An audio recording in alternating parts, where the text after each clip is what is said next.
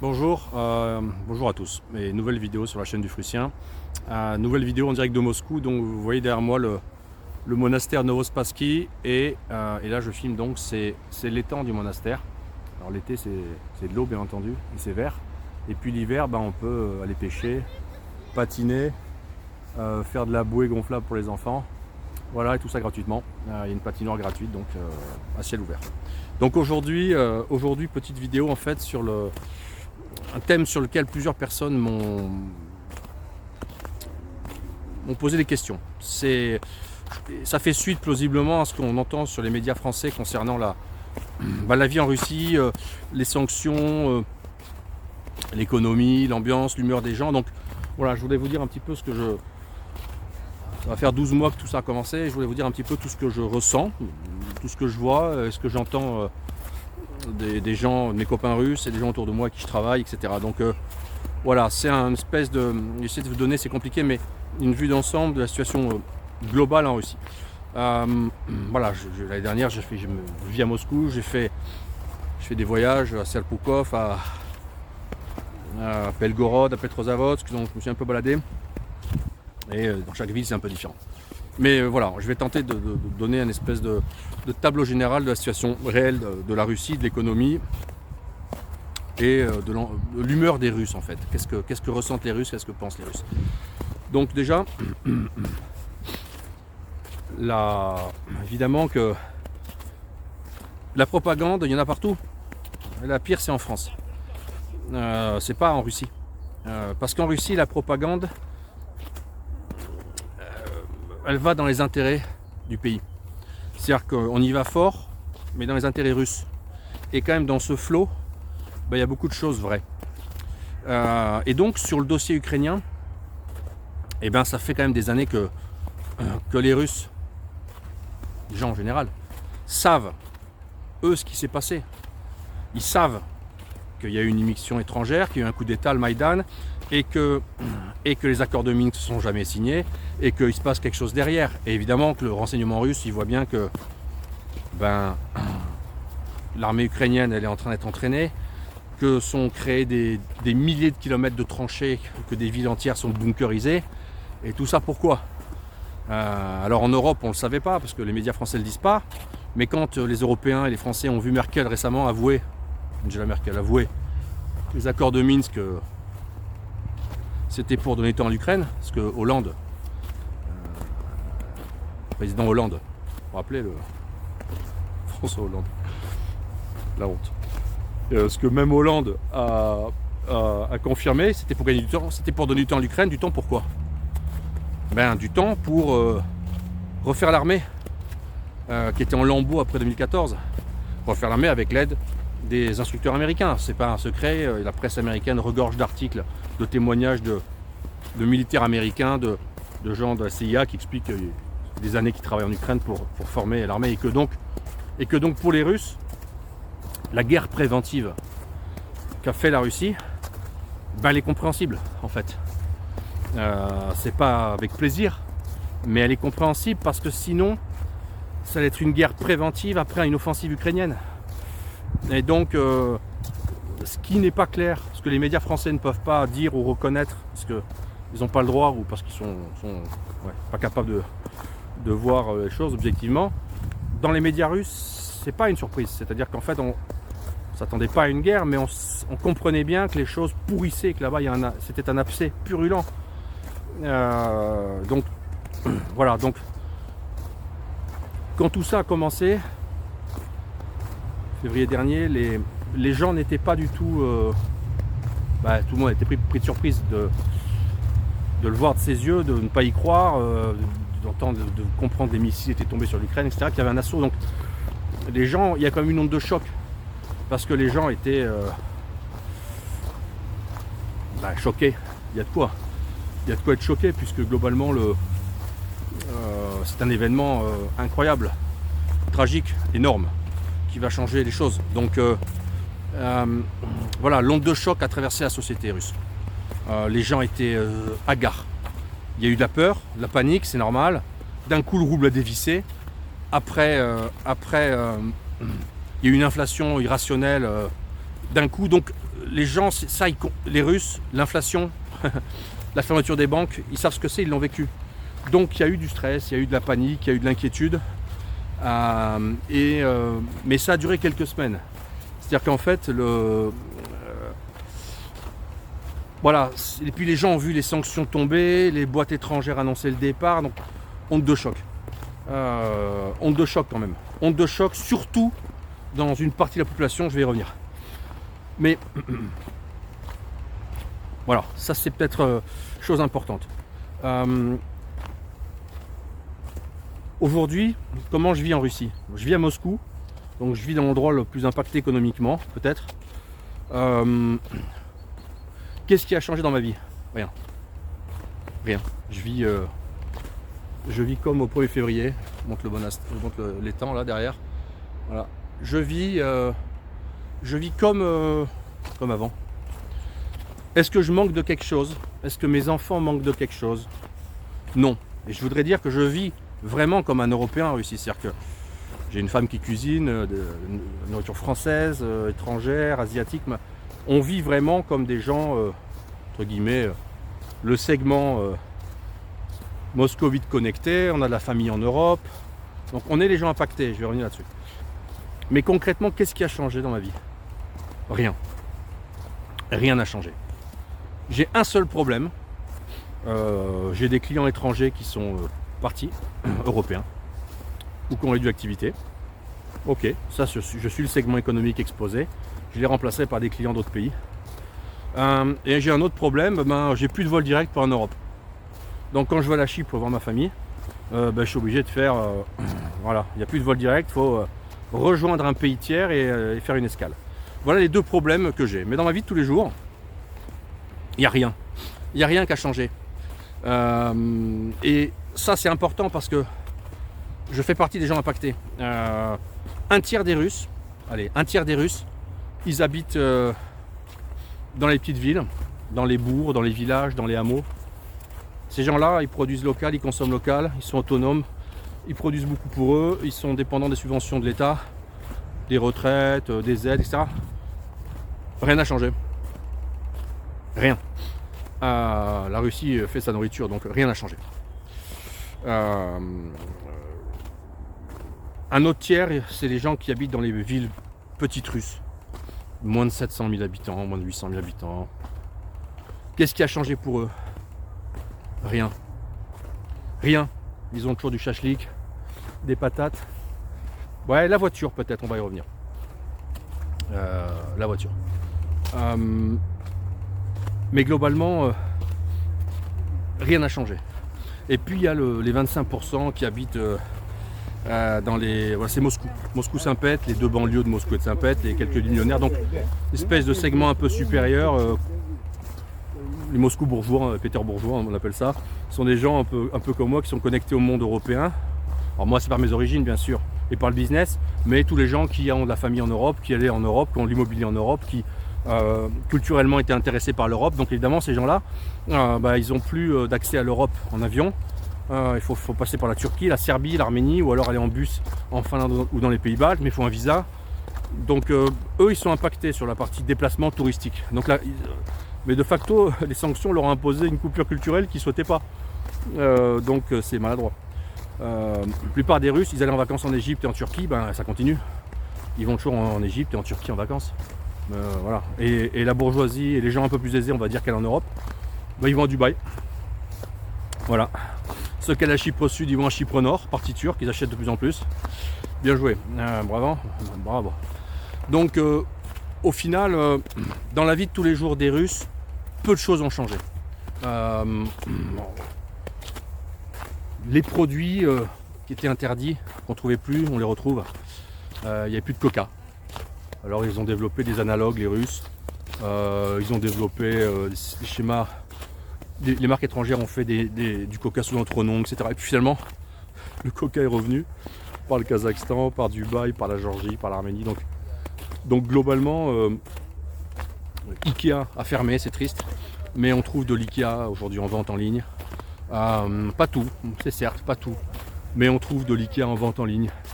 Et puis globalement, un truc qui a qui avaient fermé, c'était des marques de vêtements occidentales. Donc évidemment, Zara avait fermé, Massimo Dutti, etc. avaient fermé. Mais globalement, toutes ces marques, en fait, on les retrouve maintenant. Je crois que Zara réouvre aujourd'hui sous un autre nom, mais il y aura de l'import de produits par les pays baltes qui sont poreux, par le Kazakhstan, par l'Arménie. Donc peu à peu, les trous, la porosité en fait fait que tout se remplit. Et donc, les gens, même les gens qui étaient dépendants de produits européens, ils retrouvent ces produits. Donc évidemment, il y avait une question qui est sensible, c'est celle des voitures, mais des pièces de voitures. Effectivement, les marques européennes sont parties. Elles ont cédé les outils de production principalement aux Asiatiques et aux Chinois. Et globalement, ça c'est sûr que les voitures ont pris 20% l'année dernière. Mais c'est sûr aussi que c'est pas un problème que russe, au sens qu'il y a une espèce de tension logistique globale qui s'est installée depuis 3 ans avec le Covid, les confinements, la Chine, les semi-conducteurs. Et qu'effectivement, en Russie, en plus il y a les sanctions. Donc effectivement, là il y a un problème là-dessus, c'est que les pièces détachées, pièces de rechange sont chères. Les voitures étrangères ont augmenté de plus de 40%, effectivement. Donc là il y a un problème. Mais il va se régler ce problème parce que le marché noir chinois est déjà en train de prendre la place là où il y en a. Et que c'est des Chinois qui rachètent des outils de production et ils vont produire chinois. Et ils feront des voitures à 80 000 €, il y en a déjà. Et ils feront aussi des voitures à 15 000 €. Donc de la voiture russo-chinoise. Donc de toute façon ça va se régler. Au lieu de rouler en Lada Renault, ils rouleront en Lada voiture chinoise, les Russes. Bon, c'est dommage pour Renault, surtout. Mais voilà, donc en gros, la situation elle est celle-là. On avait peur pour l'aéronautique, les pièces d'avion, etc. Le parc d'avions russes est assez neuf. Et les Airbus, les Boeing peuvent voler jusqu'à 2030. D'ici là, ils feront des avions russes. Et de toute façon, les schémas de contournement par l'Asie se mettront en place dans ce secteur-là, comme dans les autres. Et les sanctions, plausiblement, un an plus tard, de Russie, on les sent pas, on les sent peu. Et surtout, 75% des Russes ne les sentent pas du tout, le peuple. Donc ça c'est quelque chose d'important. L'inflation a été maîtrisée, elle a été forte au début de l'année 2022, elle s'est tassée sur l'été. Parce que le rouble s'est renforcé, parce que la balance commerciale s'est totalement déséquilibrée, en fait, tout simplement. Et donc globalement, la vie de tous les jours des Russes, je crois que c'est même Anne Nivat, qui est une journaliste française connue en France, la femme de Bourdin, qui disait ça récemment. Elle revient de 3 mois ici, elle dit c'est incroyable, les gens vivent comme avant. Bah oui, rien n'a changé. Si les gens qui voulaient acheter une Mercedes cette année, en janvier, ou qui avaient prévu de faire un Moscou-Rome pour aller faire ses vacances en Italie, c'est raté. Bon.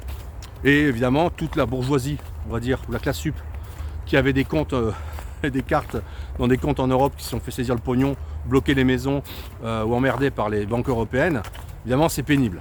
Donc, mais bon, c'est une minorité de gens. Mais bon, globalement, on en est là. C'est-à-dire qu'en fait, pour la majorité des gens, dans la vie de tous les jours, rien n'a changé. Il y a même des nouvelles marques qui arrivent. Il y a des nouvelles marques indiennes, turques, etc. Donc globalement, non, rien n'a changé. La Russie a passé la bosse, en tout cas pour les 12 premiers mois sur le plan économique et dans la vie de tous les jours. L'inflation a été maîtrisée, tout est comme avant. Alors, tout comme avant, sauf donc pour les Moscou bourgeois qui étaient connectés à l'Europe ou travaillaient dans les boîtes européennes, etc. Et encore une fois, les boîtes qui ont viré ces 2 millions d'employés à peu près qui travaillent en emploi direct dans les entreprises occidentales qui sont partis, sont partis avec des gros packages. Donc ils ont du cash devant. Voilà, c'est pour ça que la consommation baisse peu en fait, malgré tout. En tout cas à ce jour. Après il y a Il y a vraiment il y a un contingent pour lequel la vie a beaucoup changé depuis maintenant près d'un an. Ben, c'est les militaires et leurs familles, c'est les mobilisés et leurs familles et leurs proches. Parce que pour ces gens-là, eh bien, la vie a pris une autre tournure. C'est-à-dire que aujourd'hui, on a à peu près 150 000 hommes, je crois, qui combattent, 150 000, 200 000 soldats. C'est les troupes de base, c'est le contingent qui a commencé l'opération spéciale. Et puis là-dessus sont mis 330 000 mobilisés. Je crois qu'il doit y avoir 40 000 Wagnerites en plus. Donc voilà, on doit être à 600 000 combattants. Et dans ces 600 000, il y a eu des morts déjà. Il y a eu des morts, des blessés, des disparus, des prisonniers. Et donc évidemment, ben, ces familles-là, leurs proches, leurs familles proches, leurs amis, ben évidemment, là, eux, la vie a terriblement changé. Donc évidemment, il y a tout ce segment de population qui est dans le tragique.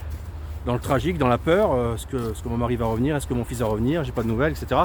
Enfin, les horreurs de la guerre. Donc par conséquent, pour eux, ça a changé. Ça a un peu changé aussi, beaucoup moins grave, mais ça a un peu changé aussi pour les gens qui sont tout simplement partis de Russie. Aujourd'hui, sur 2022, mes estimations, c'est qu'il y a peut-être 300 000 Russes dehors, 300 000 Russes. Il y en a 700 000 qui sont partis, la moitié revenus, en gros. Je le vois chez mes clients et puis autour de moi. Parce qu'évidemment, je reviendrai là-dessus sur une autre vidéo avec sur le thème de la mobilisation et les émigrés, les mobilisés et les émigrés.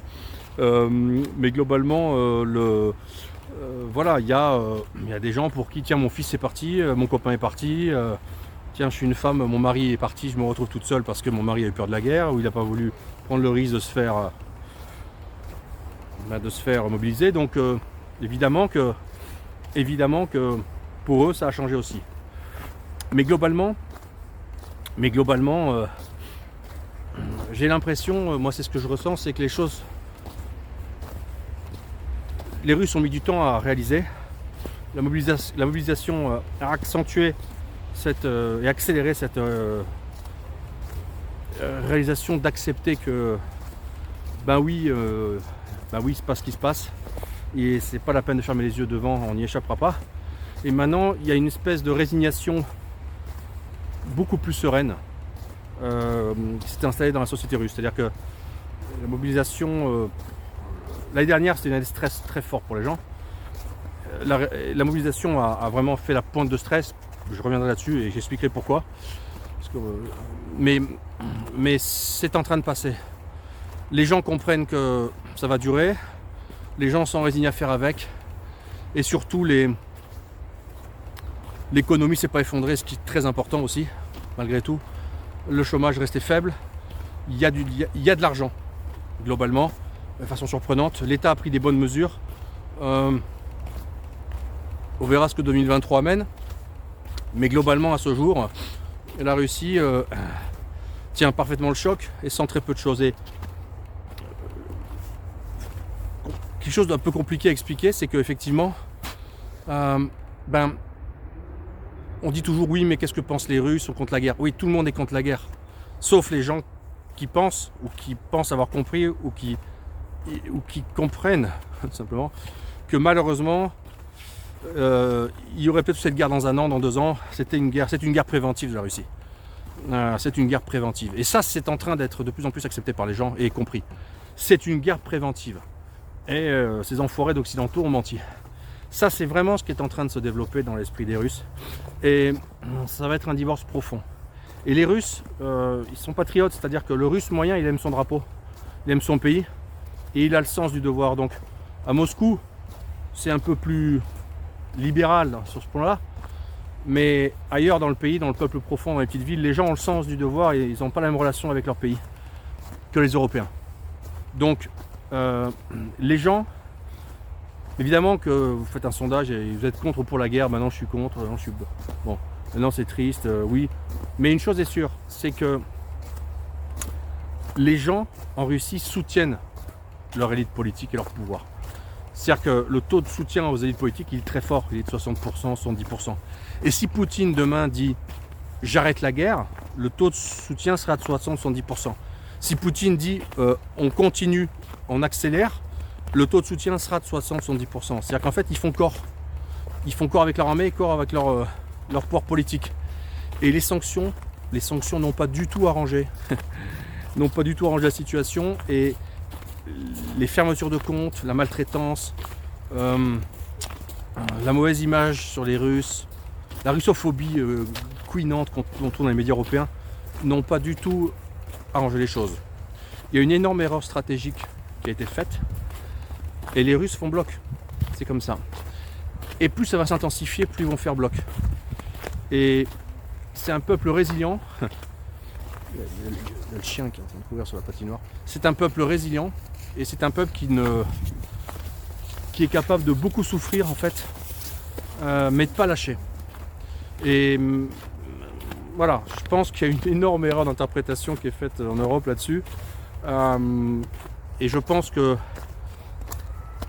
du côté russe, dans la société, chez les gens, maintenant, ils sont en mode marathon.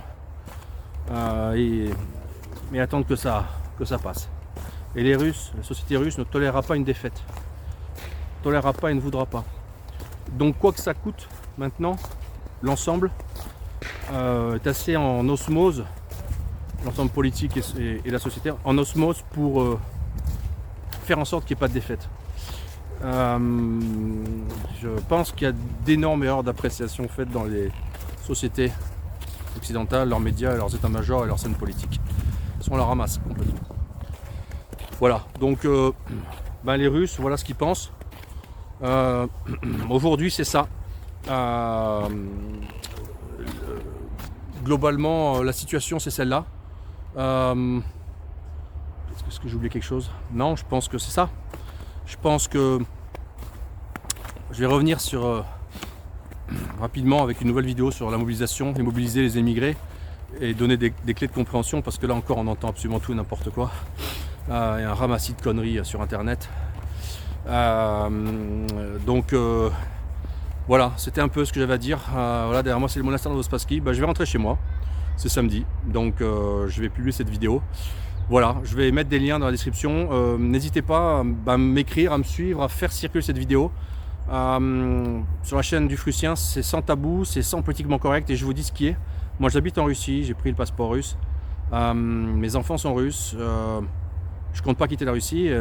Voilà, j'essaie sur cette chaîne de donner le regard d'un Frucien, en espérant que ça vous aide, que ça aide les gens qui s'intéressent à ce pays et à la situation globale de mieux comprendre la Russie et de mieux comprendre la société russe. Je mettrai aussi dans la description dessous les liens vers mes réseaux sociaux. N'hésitez pas à me suivre sur Telegram, à me contacter. Et puis n'hésitez pas à venir visiter la Russie. À bientôt.